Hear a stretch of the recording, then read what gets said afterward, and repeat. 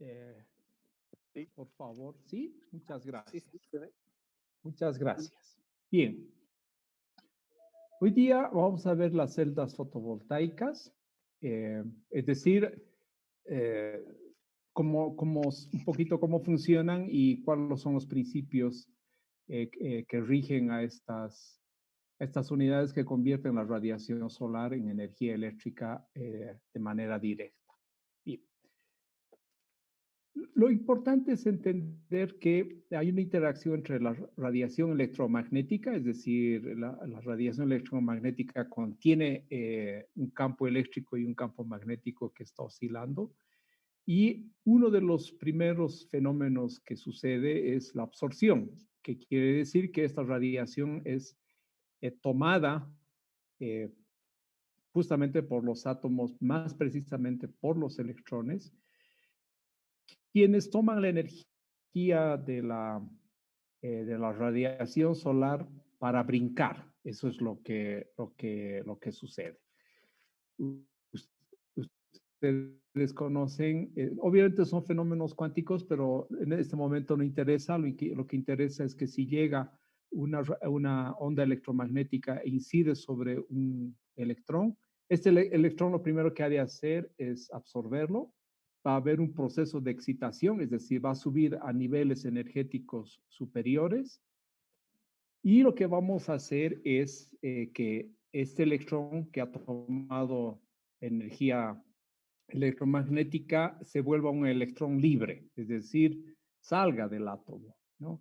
Obviamente ha de dejar un hueco dentro del átomo, un sitio vacío, porque el átomo es neutro y al dejar un electrón que escapa, está dejando un sitio vacío. Eso hasta acá.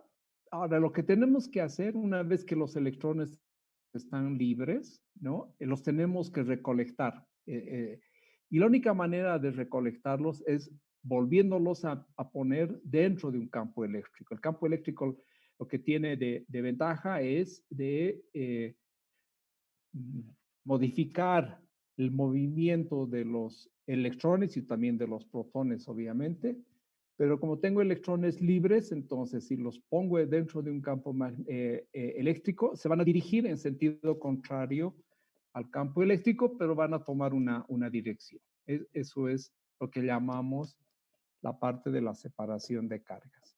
Y una vez que he separado las cargas, lo único que tengo que hacer ahora es unir el circuito por afuera con un alambre, uno el circuito y voy a tener entonces electrones girando, es decir, haciendo un loop eh, dentro del circuito eléctrico. Ese es el principio de funcionamiento de las celdas fotovoltaicas. Estas celdas fotovoltaicas funcionan con materiales que son semiconductores. No utilizan ni los conductores como el cobre, el hierro, el oro, que son elementos conductores. ¿Por qué elementos conductores? Porque dentro del metal hay muchos electrones que se encuentran libres, ¿no? El último electrón está tan poco ligado al átomo que es libre y puede circular como si fuese un gas de electrones dentro de un metal. Ese es un conductor. Y al otro opuesto, conocen ustedes bien, están los materiales aislantes. Y en estos materiales aislantes, los electrones se encuentran completamente sujetados al átomo. No hay posibilidades de que se puedan liberar. Y eso hace que no haya circulación de electrones y eso es lo que forma un aislante.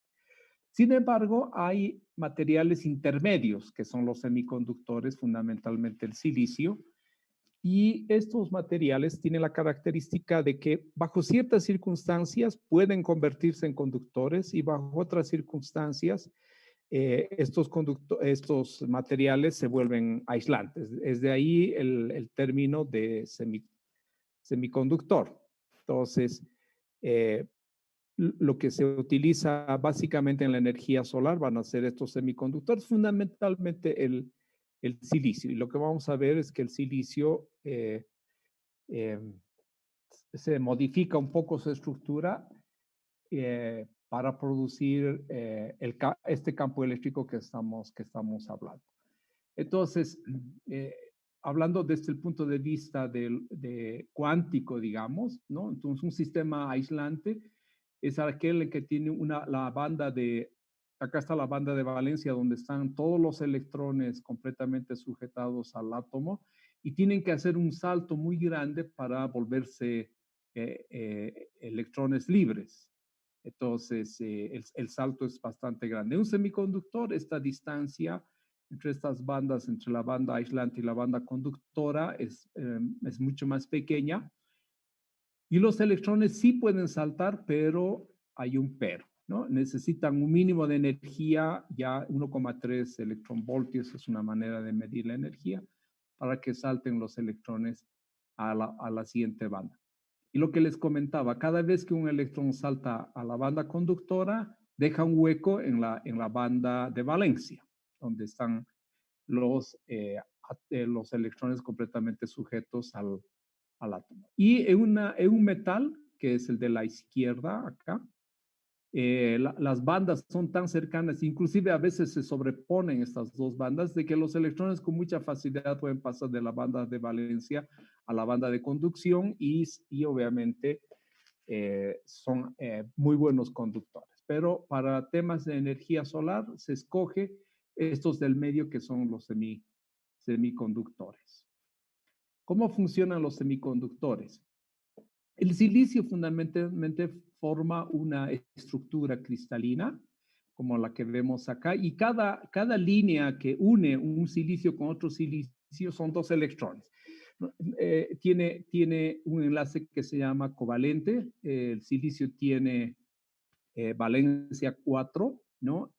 Y para que se complete la unión, necesita de otros 4 y el número total que debe tener una capa para que no haya más combinaciones es 8 electrones.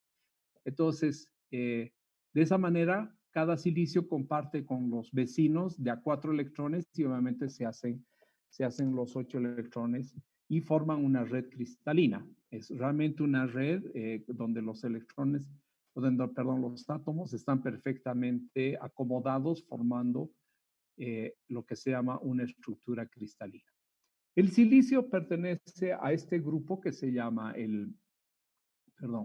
este grupo donde está el carbono, silicio, germanio, que son justamente valencia 4, esta es la valencia 4 en el último peldaño. Y se utiliza el silicio como base, digamos, para producir el fenómeno que necesitamos. Sin embargo, es bien interesante mostrar también de que hay la lista que está a la izquierda, que sería el boro, aluminio y galio, ¿no? Tienen 3 electrones, ¿no? En su última capa. Y los vecinos que están a la derecha tienen 5 electrones, ¿no? Entonces, el secreto está en, a este silicio que tiene 4 electrones, ¿qué pasa si yo lo combino con alguien que tiene 3 electrones y también lo combino con alguien que tiene 5 electrones, ¿no? Entonces, si entre el silicio y el arsénico acá hay 4 y acá hay 5 y los combino de cierta manera, acá voy a tener un electrón de más, porque acá hay 5 electrones. Este silicio se va a completar con 4 electrones del arsénico, pero se va a quedar un electrón libre. Entonces ya estamos intuyendo de que una combinación entre silicio y arsénico me va a permitir tener por lo menos electrones libres. Y si yo combino el silicio con el boro tiene 4 electrones. El boro solamente tiene 3, ¿no? Otra vez hay alguien que está de más, ¿no? Pero en realidad lo que ha de pasar es que voy a tener un hueco. Es decir, ah, 3 electrones del boro se van a juntar con 3 electrones del silicio. Hay un silicio que va a quedar impar, ¿no? Y va a querer buscar un electrón para poder combinarse, pero ese no lo va a encontrar, ese electrón a priori, si solamente entre el silicio y el boro se miran. Entonces aparece como un hueco en el enlace covalente. Y eso hace que aparezcan huecos en una combinación y aparezcan electrones de más en la otra combinación. De manera intuitiva, lo que estamos haciendo es generar un electrón libre que vaya a ocupar un hueco al otro lado. Y al hacer ese procedimiento, fíjense que lo que estoy haciendo es movilizar electrones. Y eso es porque se debe generar en una parte un campo eléctrico. Este es más o menos el principio de funcionamiento de las placas solares. Entonces, yendo ya al concreto. La, la red cristalina de silicio lo voy a combinar con fósforo. El fósforo, hemos dicho, tiene 5 electrones, el silicio 4. Entonces, 4 con 4 van a completar los enlaces covalentes. Y hay un electrón que no ha de poder con nadie compartir el enlace covalente y se genera una nube de electrones acá, más o menos libres. Sin embargo, desde el punto de vista eléctrico sigue siendo todo neutro, porque el fósforo, a pesar de tener es decir, a pesar de que se ha combinado un electrón que queda suelto, el número de protones y electrones sigue manteniéndose el mismo, y lo mismo pasa con el silicio, su número de electrones y protones sigue manteniéndose iguales. Entonces, desde el punto de vista eléctrico, esto es neutro. Sin embargo, hay electrones que yo los he puesto libres. Hay un principio que señala que por cada átomo de fósforo que yo aumento a la red cristalina con el silicio, estoy arrojando un electrón. Entonces, vale la pena poner buena cantidad de átomos de fósforo porque voy a generar muchos electrones libres. Sin embargo, eso tiene un límite, ¿no? Porque si yo pongo demasiados átomos de fósforo, esto lo voy a volver, ya no va a ser esto un semiconductor, se va a volver un conductor porque voy a tener cualquier cantidad de electrones libres. Entonces, no es poner, hay que dopar, pero hay un porcentaje de dopaje que normalmente está entre el 20 y 25% aproximadamente, para evitar que deje de tener propiedades semiconductoras. Y al otro lado, entonces, a la red cristalina la voy a dopar con boro y que ha de pasar que eh, se van a combinar todos los electrones, los 4 electrones, con 3 electrones, pero hay un hueco que queda, ¿no? Porque no se está pudiendo formar de a dos pares. Entonces, queda un hueco en el enlace covalente y acá se genera entonces lo que habíamos dicho, una red de huecos. A este material donde tengo fósforos y electrones libres y a este otro material que tengo huecos en realidad, a este se le llama los materiales N y esto se llama el material P. Y este principio fue ya descubierto muchos años antes para formar el diodo. El diodo común y corriente que utilizamos en electrónica tiene esta estructura, un material N y un material P.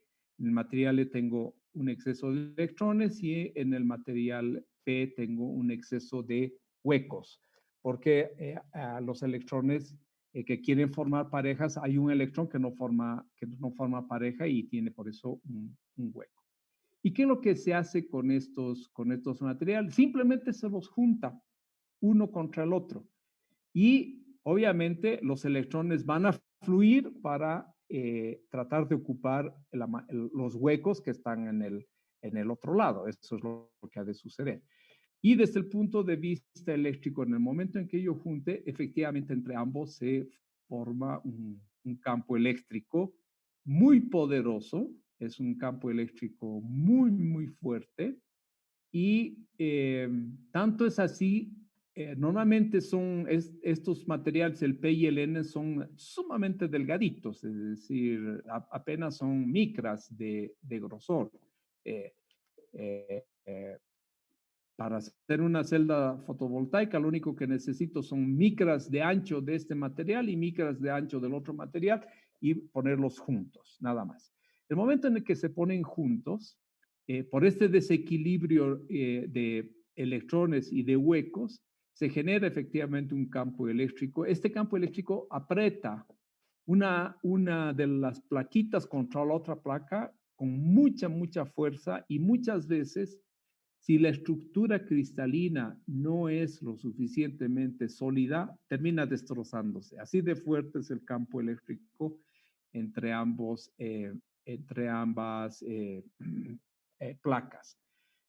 Y eso nos va a llevar justamente a que las estructuras monocristalinas, es decir, que tienen esta estructura realmente de un cristal continuo y que sea grande, van a poder durar. Cuando tenemos nosotros silicio amorfo, es decir, no forman estructuras cristalinas, este campo eléctrico lo que hace es termina rompiendo los enlaces y termina difundiéndose inclusive un material dentro del otro y termina, ya no hay más efecto fotovoltaico. Eso es lo que sucede. Bueno, hasta ahorita no hemos hecho intervenir la radiación solar, pero el principio es ese. No, no Material P, tiene que ser material eso. N. Le puedes golpear, le puede doler, se asusta.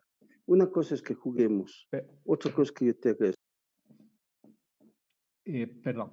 Entonces, regresando un poquito, acá voy a tener entonces el material N y acá el material P, y cuando los junto, en la frontera van a tratar de juntarse electrones y huecos. Eso genera una concentración de carga.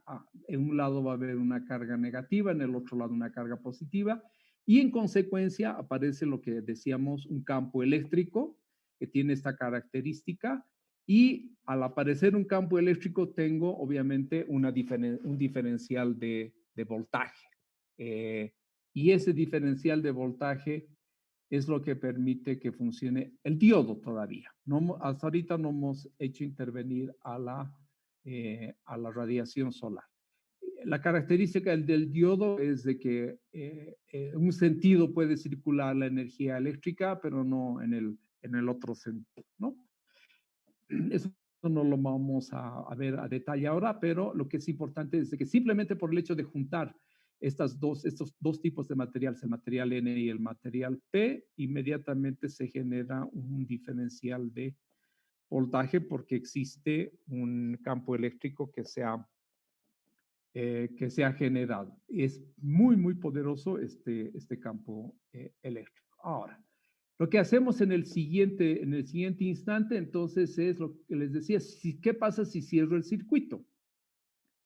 Si cierro el circuito, va a haber un momento, simplemente por un instante, van a circular las cargas hasta volverse otra vez a equilibrar. Y en ese momento lo que se llama, ¿no? La corriente de arrastre, es decir, los electrones que van a venir por acá, se van a igualar con los electrones que quieren pasar a los huecos, de la parte en exceso a la parte de los huecos. Y ahí se detiene el proceso. Es decir, la corriente neta es cero en en estas circunstancias. Lo bonito sería que si yo tuviese, esto sería como una especie de movimiento perpetuo, ¿no? Sin embargo, esta sería mi situación anterior, mi corriente cero. Pero ¿qué pasa si yo le hago llegar energía solar? Entonces, esta energía solar que lo que genera son electrones libres, ya lo habíamos dicho. Estos electrones libres, cada vez que llega radiación solar, voy alimentando electrones libres. Estos electrones libres van a saltar a los huecos. Yo cierro el circuito y hago circular energía eléctrica mientras haya radiación solar. El momento en que no haya radiación solar, yo voy a estar, vamos a estar un poco tristes, digamos. ¿Por qué? porque se detiene el proceso, ¿no? Pero mientras haya radiación solar, por el hecho de que hace la radiación solar, hace brincar a los electrones dentro del material, los electrones van a ir a ocupar los huecos y se va a producir entonces una circulación de electrones y lo único que tengo que hacer es después poner una resistencia acá y, bueno, consumirla, ¿no? Esto trae a colación lo siguiente.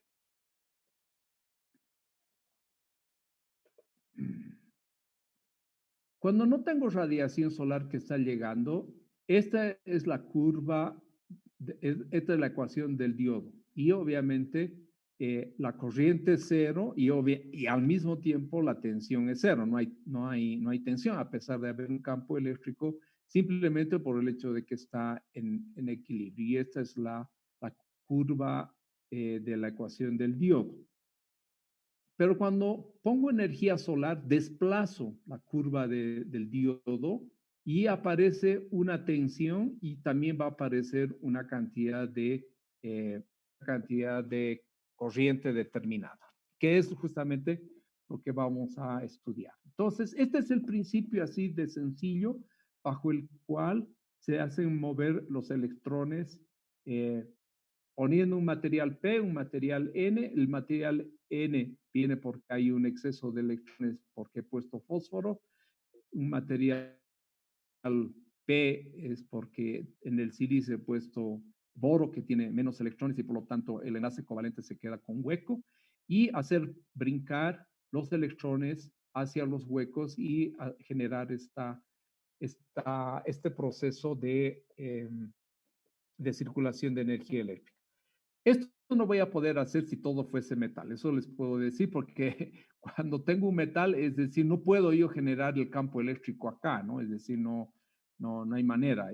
Es por eso que tengo que tener eh, eh, dos, dos materiales que sean diferentes para que yo pueda producir este fenómeno. Y con la radiación solar alimento entonces simplemente los electrones que han de circular. Acá tengo un diagrama, es el mismo caso, ¿no? Donde llega la radiación solar en cantidades y eso es lo que se llama la corriente fotovoltaica o la corriente de iluminación. Y en proceso contrario hay una recombinación de electrones y, y huecos en realidad, pero es los fotones los que hacen que permita que esto circule. Es el mismo fenómeno visto desde otro punto de vista. Acá lo que se está mostrando es, siempre se pone el material N de cara al Sol, el material P detrás, y por lo general acá atrás se coloca un conductor, ¿no? Creo que ha de hacer es tratar de recoger los electrones y poner una tirita de conductor en la parte superior nada más, es lo que vamos a ver como cintas más adelante, y de esta manera se cierra el circuito. Entonces tengo pegado en el material P un conductor y en el material N una cintita de conductores, ¿no? Y acá tengo la carga, ¿no? Para consumir la energía eléctrica. Mientras lleguen los fotones, esto ha de funcionar. En el momento que deja de haber los fotones, esto ya deja de funcionar, sin embargo, el campo eléctrico todavía va a seguir, porque hay una separación, sí, es decir, van a quedarse los huecos y se van a quedar los electrones en exceso sin moverse, pero tratando de juntarse. Con la finalidad ahora de este fenómeno, maximizar su rendimiento, se hace algunos tratamientos a esta superficie. Lo que se quiere es que esta radiación solar incidente sea máxima absorbida, bien poco que se refleje y bien poco se transmita. Lo que se quiere es que maximizar la absorción de la radiación solar. Sin embargo, como toda onda electromagnética, inevitablemente tiene que ser una parte reflejada y otra parte transmitida. Sin embargo, hay posibilidades de reducir estos términos. ¿Y cómo se hace? Por ejemplo, una manera es poner una superficie antirreflectante acá, que es el color característico azul que les ha de dar eh, a las plaquitas solares, ¿no? De silicio. En realidad, las plaquitas solares de silicio son de color plomo, pero cuando yo pongo un antirreflectante, los veo completamente azul. Otra manera de hacer es texturizar la superficie de esta manera, de tal forma que cuando llegue radiación incidente, haya múltiples reflexiones que hacen que pueda tener mayor absorción. Y la reflejada sea muy, muy poquita. Acá tengo un cierto grado de reflexión, acá ya está muy baja. Y esos son típicos de superficies realmente antirreflectantes y que de azul aparecen un poquito más negras. En la parte posterior, al revés, lo que se pone es una superficie súper reflectante, de tal manera que todavía si hay fotones o ondas electromagnéticas que han pasado eh, todo todo el grosor, que son apenas décimas de milímetros, inclusive mucho menos, centésimas de milímetros, son muy delicaditas las placas fotovoltaicas, puedan ser absorbidas y reabsorbidas entonces por la reflexión. Otra manera de volver una superficie antirreflectante es colocar este ancho del reflectante un cuarto de la longitud de onda, de tal manera que cuando dos ondas inciden, una en la parte superior y otra en la parte posterior, en la recombinación se vuelvan cero, ¿no? Entonces tengo reflexión cero. Esa es otra forma de volver estas superficies antirreflectantes. Y que termina entonces un panel solar de la siguiente manera. Tengo una metalización posterior y que me sirve además de reflectante. Tengo el material P, el material N, tengo una capa antirreflectante y tengo bandas de conductores que me permiten entonces cerrar este circuito. Y mientras haya radiación solar, los electrones van a saltar, van a pasar de un material a otro, se van a juntar con los huecos, ocupar los huecos y van a permitir esta circulación de energía eléctrica. Acá tienen las partes de un panel solar fotovoltaico. Normalmente está compuesta por un marco de aluminio, eso siempre lo van a ver, un cristal antirreflectante, encapsular las placas de silicio, la P encima y la N por debajo, y un sistema que proteja por atrás. ¿Por qué tiene esta forma? Es como hay corriente eléctrica acá en en estas placas solares, si entra humedad, por ejemplo, voy a tener una reacción química y al final voy a tener electricidad y agua, ustedes saben, no se llevan bien, voy a tener oxidación, ¿no? Entonces, este sistema sí tiene que tener un IP, normalmente creo que es IP67, es decir, que no entre absolutamente ni humedad ni agua. Y obviamente con las características ópticas reflectivas consiguientemente. Acá son detalles ya constructivos para este tipo de sistemas. Por ejemplo, se va a utilizar el etilvinilacetato, el EVA. La gran ventaja que tiene el EVA es de que es súper resistente al sol. Es decir, ustedes conocen, hay plásticos que yo puedo ponerlos al sol y muy rápidamente se terminan deteriorando. El plástico común, si lo pongo al sol, termina deteriorándose. Pongo ahí plásticos estabilizados contra el UV y duran 2, 3 años. Entonces, este tipo de materiales tienen que durarme como 20, 25 años aproximadamente y soportar los rayos, la radiación solar. No nos olvidaremos de que en realidad el panel solar durante 25 años tiene que estar sometido a las condiciones atmosféricas.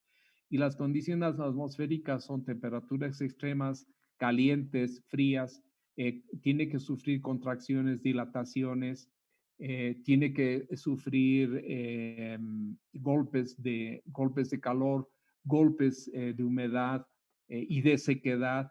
Y esa es la razón por la cual los hacen, tienen que cumplir ciertas especificaciones técnicas para proteger y que el fenómeno que hemos descrito pueda producirse y se puedan generar energía eléctrica. Por ejemplo, la parte posterior está hecha de Teflar, ¿no? Para poder, para proteger justamente toda la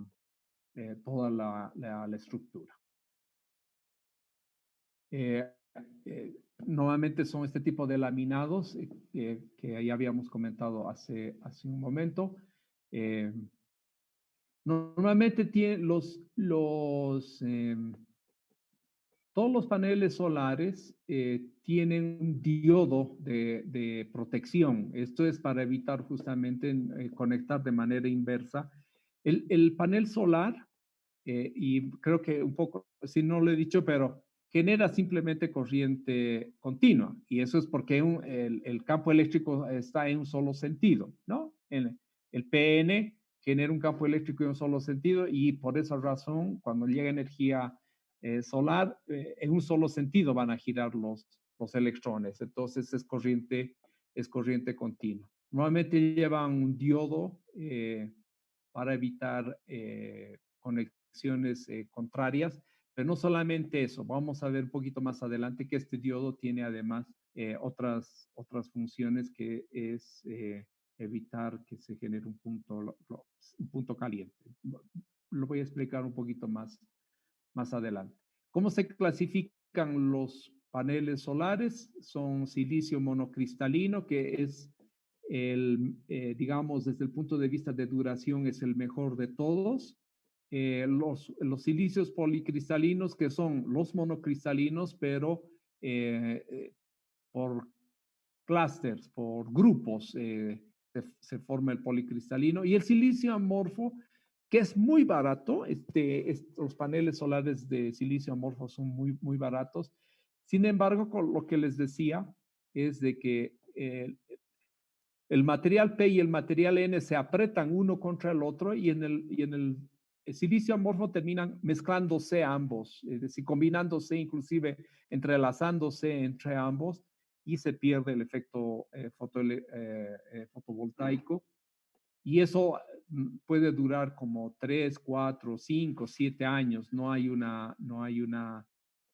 un tiempo, a pesar de que hoy en día te garantizan silicios amorfos y te dicen duran 20 años, pero eh, es, para proyectos chiquititos como por ejemplo la máquina de calcular, cosas que no van a durar mucho, ¿no? Un reloj que está bien que funcione con un panelito solar amorfo, no hay problema, porque la vida útil de una máquina calculadora, no sé, son 4 o 5 años a lo sumo, entonces está bien un panel solar que tenga esa misma vida, no hay problema. Pero cuando vamos a generar energía eléctrica, alimentar la casa, qué sé yo, necesitamos proyectos de 15, 20 años aproximadamente. Estos son los que se encuentran normalmente en el monocristalino entre 15 y 18% en promedio. Eso lo vamos a ver cuando hagamos la simulación. El policristalino está en el mismo orden, 12 a 15%, y el silicio amorfo tiene un rendimiento menor al 10%. Estas son la forma que tienen los paneles solares, como se presentan en la realidad. Estas son las cintas de recolección eh, de recolección de electrones, es decir, son dos cintas de aluminio que se colocan por encima. Fíjense que el monocristalino tiene realmente, es bastante uniforme.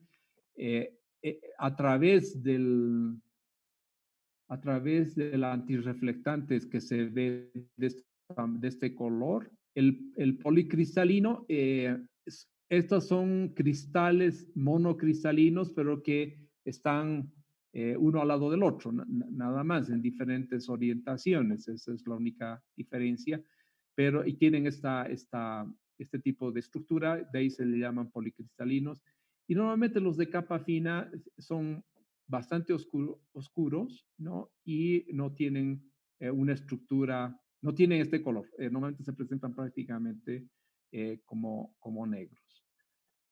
Según los tipos de materiales también, ¿no? El silicio la tecnología del silicio ocupa más o menos el 80% del mercado en la fabricación de paneles solares en el mundo.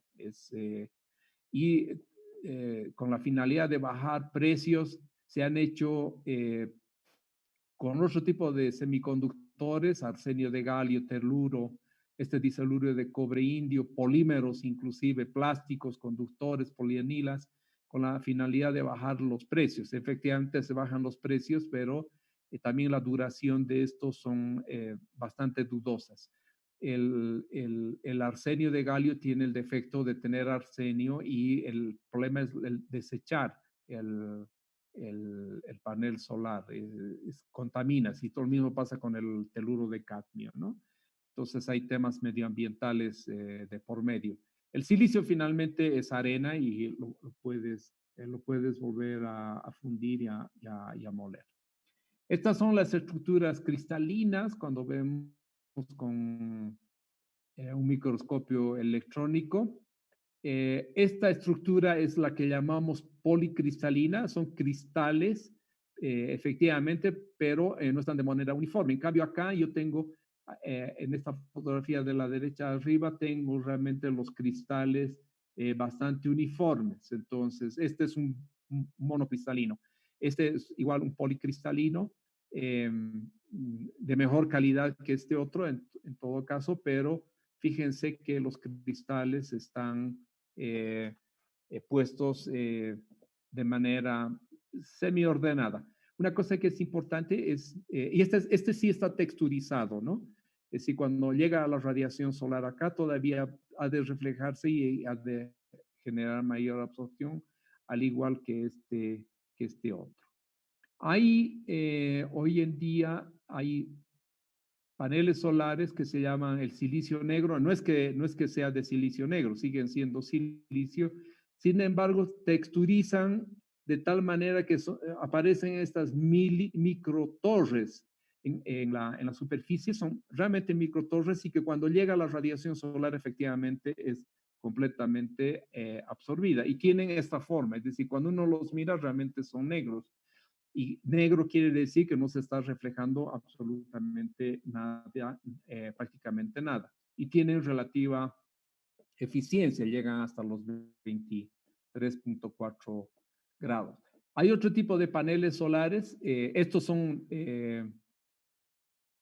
semiconductores utilizando plásticos, ¿no? Inclusive los pueden hacer con spray y bastante flexibles, muy baratos. De duración muy corta también, pero que tienen aplicaciones para cosas así súper concretas, ¿no? Y de muy corto plazo. Hay muchas cosas de esta forma, pero claro, cuando pensamos, por ejemplo, en un proyecto de alumbrado público con paneles solares, vamos a pensar en algo de largo plazo, ¿no? Tampoco es desechar estas opciones. Sí, tengo proyectos de muy cortito plazo, ¿no? Proyectos de preelectrificación, por ejemplo, antes de que llegue la red eléctrica, y seguro que hay muchísimos ejemplos más. Todos ellos funcionan bajo el mismo principio. Colocar un material P y un material N y que estén juntos, ¿no? Que se acerquen a ambos para generar justamente el fenómeno que necesitamos que los electrones puedan moverse. El silicio se fabrica de esta manera, se toma la arena, se purifica, se calienta y se funde. Una vez que está fundido, se corta en pequeñas láminas. Estas láminas se las dopa, ya sea con fósforo o con boro. También lo hacen con germanio y con otros materiales, de manera de producir los P y los N, y obviamente montarlos a un módulo fotovoltaico. La fundición normalmente se la hace a muy alta temperatura, y para que salgan monocristalinos el enfriamiento es muy, muy lento. Ese es el secreto. Cuando tengo yo enfriamientos medio rápidos, se van a formar los policristalinos, y si el enfriamiento es demasiado rápido, voy a tener el amorfo. Obviamente eso tiene que ver con implicaciones. Cuanto más tiempo esté en la fábrica, si algo me dura más tiempo fabricar, obviamente me cuesta más caro, ¿no? Por eso es de que el silicio monocristalino tiene un precio un poquito más alto que el monocristalino. Sin embargo, como ahora se hacen en cantidades muy grandes industriales, los precios obviamente van bajando, pero de todas maneras el costo invertido en un monocristalino es algo más por estos procesos lentos de enfriamiento para que se formen los cristales. Esta es la manera en la que se forman los cristales. Los hay redondos, los hay cuadrados, va a depender simplemente. Lo que sí es, eh, la mayoría, es decir, casi todas las fábricas se han puesto de acuerdo en fabricar un tamaño 156 milímetros por 156, de manera que es casi universal. Y eso es porque hay fábricas que se han especializado solamente en fabricar los lingotes de silicio. Esta fábrica va a vender este lingote de silicio a un fabricante de paneles solares. No necesariamente la que produce el silicio cristalino fabrica paneles solares. Y esto es parte de la diversificación que se ha hecho en esta industria. Acá tienen otro proceso más a detalle de la fabricación del silicio, pero es exactamente el mismo procedimiento para poder obtener los paneles solares. Y bueno, al final tenemos nosotros estos paneles solares. Como pueden ver, acá tengo yo dos cintas de aluminio que están recorriendo estas pequeñas otras cintas que normalmente se las graba en aluminio. Es una serigrafía que se hace para recoger los electrones de un lado y del otro lado. Esta es la manera en la cual realmente se presentan, pero esta es la forma en la cual vemos a través de la superficie antirreflectante. Lo que les decía, ahí normalmente ya está estandarizado. Acá les mostraba, acá están los 156 milímetros de ancho y de largo. Normalmente los hacen ya así, y simplemente a los otros fabricantes que van a hacer ya los paneles solares y van a dedicarse a poner el aluminio y todo aquello, les es más fácil entonces poner dentro de un marco. El problema con los circulares, es decir, con aquellas que tenían forma cilíndrica, es que se perdía espacio, ¿no? Esa es la dificultad de tener paneles solares con este tipo de galletas enteramente redondas. En cambio, estas cuadradas ocupan mejor el espacio.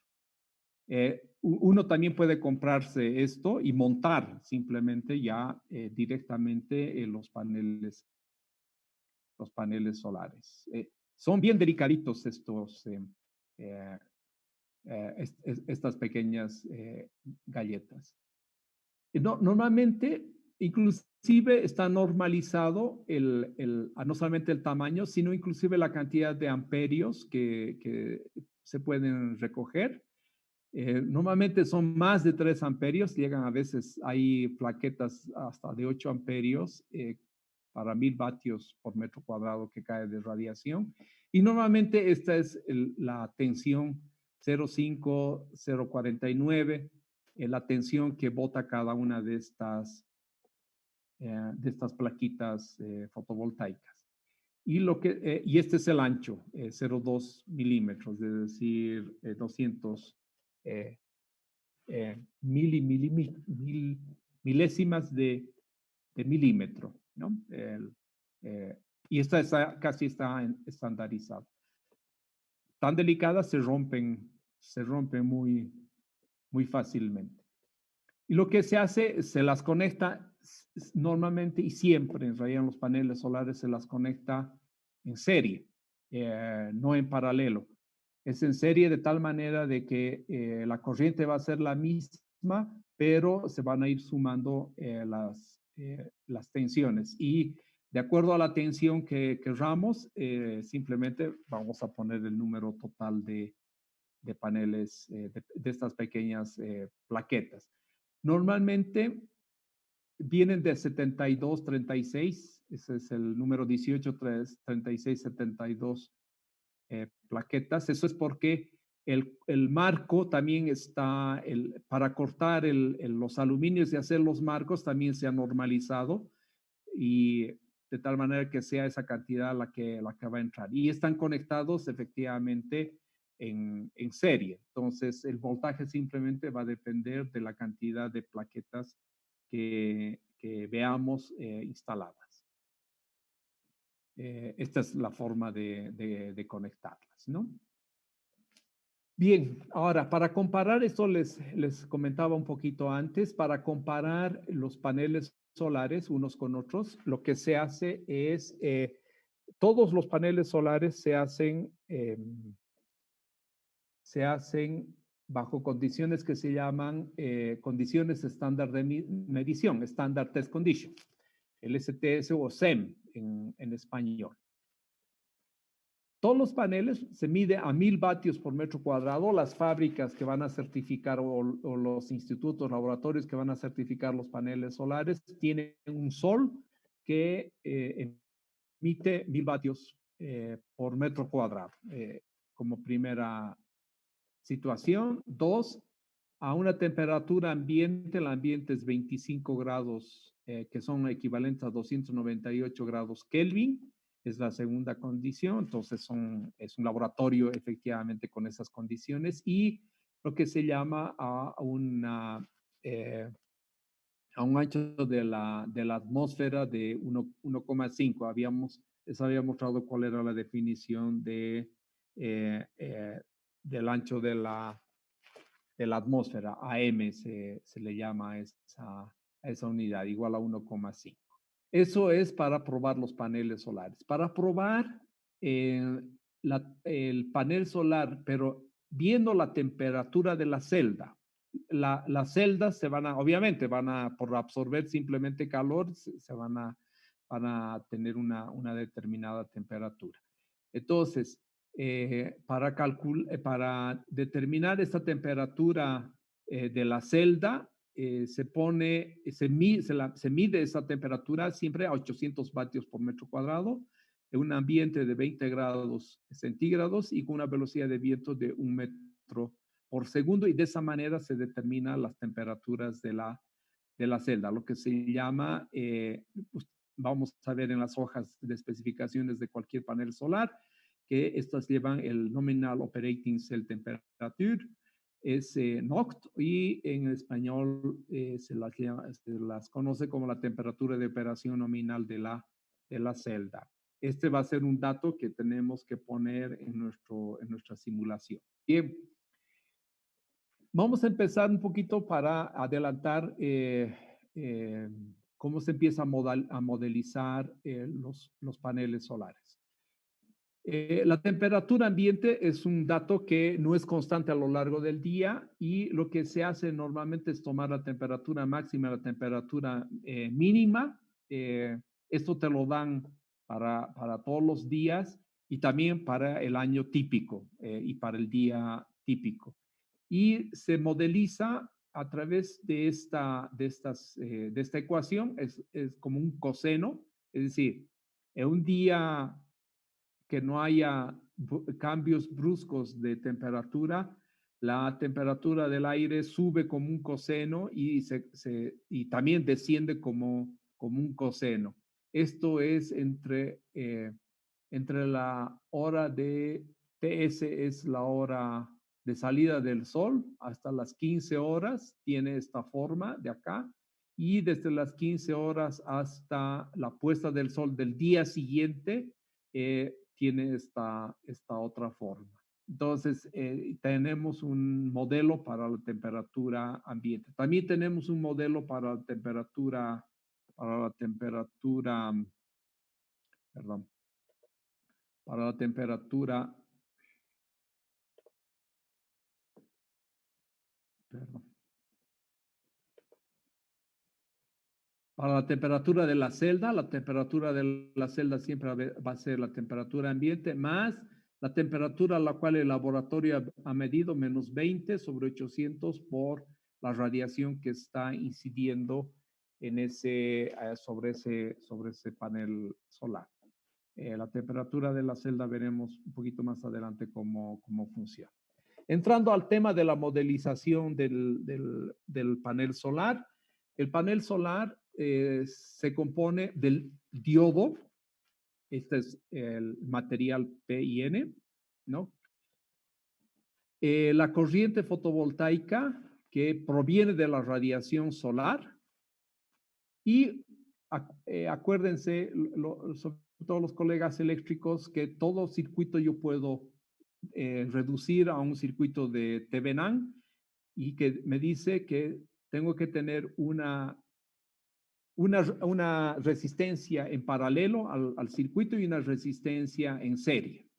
Entonces, la cantidad de corriente que recojo yo en los bornes del panel solar son la corriente que pasa por la resistencia en serie y la diferencia de potencial que voy a tener en los bornes es la que es paralela a la resistencia en serie, la resistencia en paralelo, ¿no?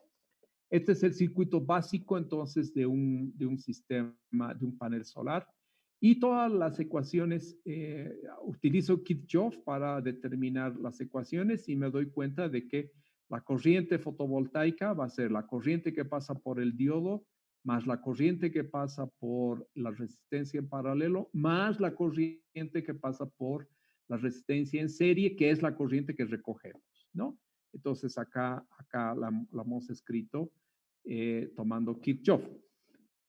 La corriente del diodo, la que pasa por acá, está determinada por una ecuación muy conocidísima. Esta es la ecuación del diodo, que es la corriente en condiciones cero y multiplicada por una exponencial en la cual tengo la diferencia de potencial más corriente por la resistencia en serie, dividida, este es el voltaje térmico, lo voy a mostrar un poquito más adelante en qué consiste, menos la unidad. Esta es una corriente súper conocida, entonces esta va a entrar dentro de esta ecuación. Y las otras dos van a ser determinadas por los parámetros de los paneles solares. La resistencia en paralelo es lo que se llama la resistencia intrínseca del diodo. Tiene un valor súper alto y nos conviene que tenga un valor alto porque en la ecuación se va a volver cero, va al denominador esta resistencia. La resistencia en serie al revés es una resistencia muy chiquitita, no es cero, pero vale muy chiquitita. Y normalmente es la resistencia que se ha puesto o que surge simplemente por las conexiones eléctricas, ¿no? El hecho de si están mal nuestras conexiones eléctricas dentro de la celda, no están bien conectados el silicio con el aluminio. Por ejemplo, aluminio se utiliza mucho para los conductores. Voy a tener una resistencia en serie relativamente alta. Bien, acá está la corriente IEDRS, que es la corriente que nosotros recuperamos, y B es el voltaje en los bornes o la diferencia de voltajes en los bornes del panel solar. Bueno, esta ecuación ya la habíamos comentado, es la ecuación del diodo, y ahora lo que hacemos es escribir la ecuación para el panel solar. Entonces, la ecuación para el panel solar simplemente es sustituir cada una de estas corrientes.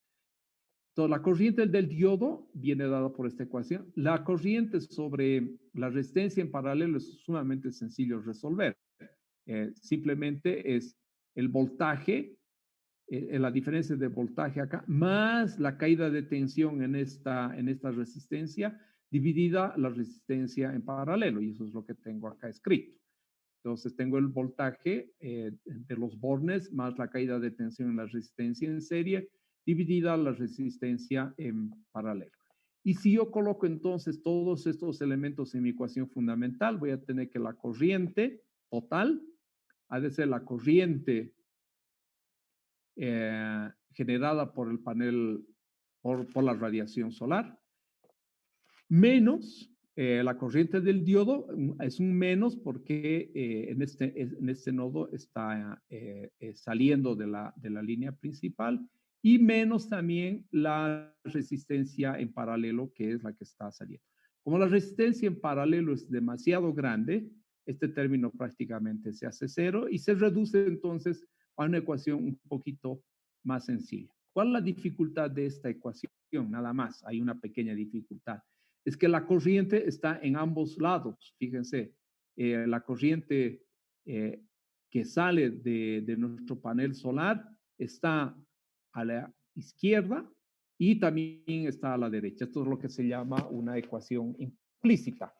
Y la resolución de estas ecuaciones tiene un tratamiento un poquito especial. Sin embargo, la gran ventaja está en que el voltaje, el voltaje que nosotros vamos a recoger en los bornes, se encuentra una sola vez en el sistema, en este sistema, por lo que podemos despejar este voltaje y todo va a estar en función de la corriente. Entonces, lo que vamos a hacer es dar la vuelta a esta ecuación.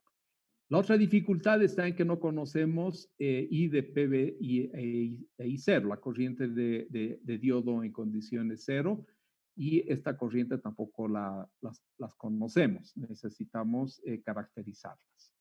La curva que hemos visto anteriormente tiene esta característica, casi esta forma, y hay 3 puntos que son bien importantes distinguir en este tipo de curvas.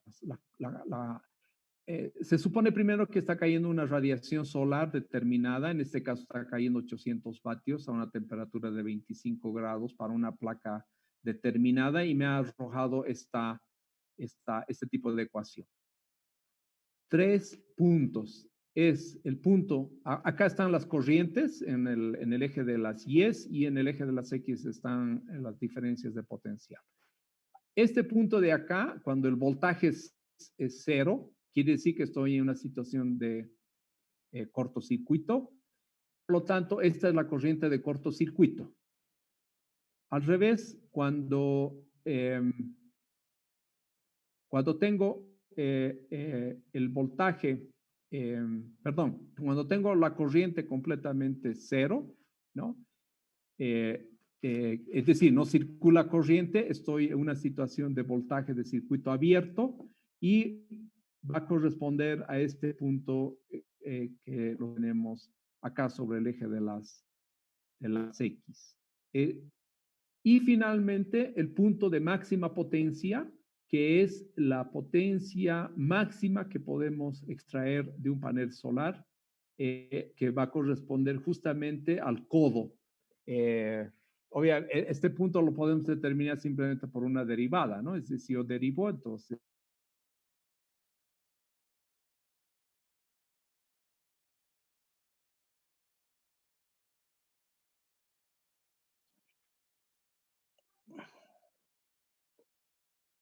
Se perdió la comunicación. Modelización. ¿Sí? ¿Perdón? ¿Alguna pregunta? No se escuchó la última parte. Momento. Nos hemos quedado sin... ¿Desde qué parte nos hemos quedado? Voy a repetir un poco. De la derivada de ese punto máximo. Bien.